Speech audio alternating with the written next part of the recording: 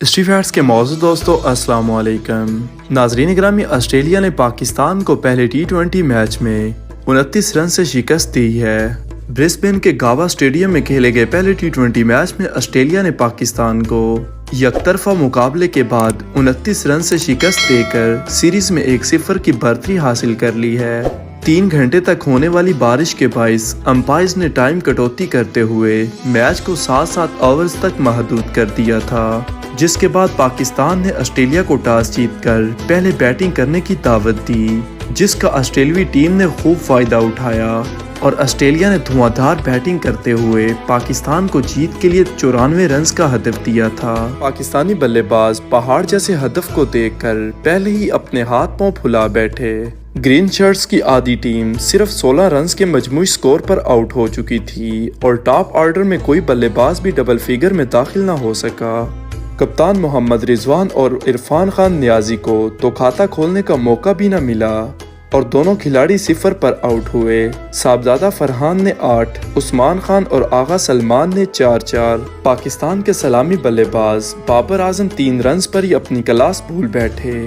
24 runs پر 6 وکٹیں گر جانے کے بعد حسیب اللہ اور عباس افریدی نے تھوڑی مزاحمت کی کوشش کی، تاہم حسیب اللہ 12 رنز بنا کر ایلس کی تیسری وکٹ بن گئے۔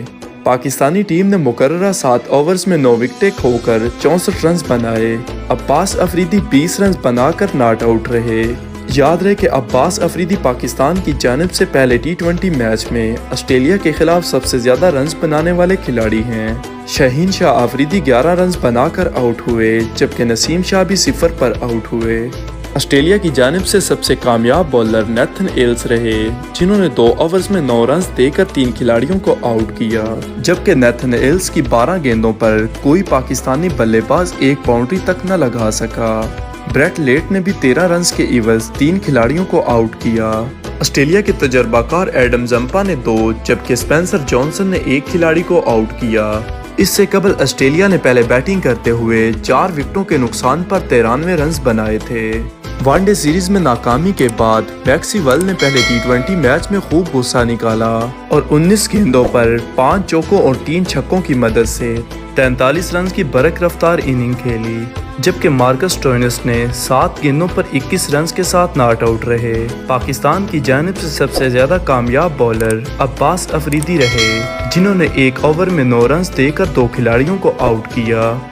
حارث رؤف نے 2 اوور میں 21 رنز دیے اور 1 کھلاڑی کو آؤٹ کیا، جبکہ نسیم شاہ نے 37 رنز 2 اوور میں دے کر 1 وکٹ حاصل کی۔ پاکستان کے سب سے زیادہ تجربہ کار بولر شہین شاہ آفریدی نے 2 اوورز میں 25 رنز کے عوض کوئی وکٹ حاصل نہ کی۔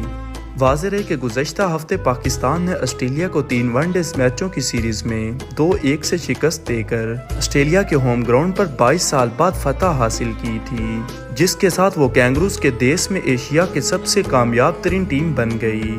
پاکستان اور آسٹریلیا کے درمیان دوسرا ٹی20 میچ سڈنی کرکٹ گراؤنڈ پر 16 نومبر بروز ہفتے کے دن دوپہر 1 بجے ہوگا۔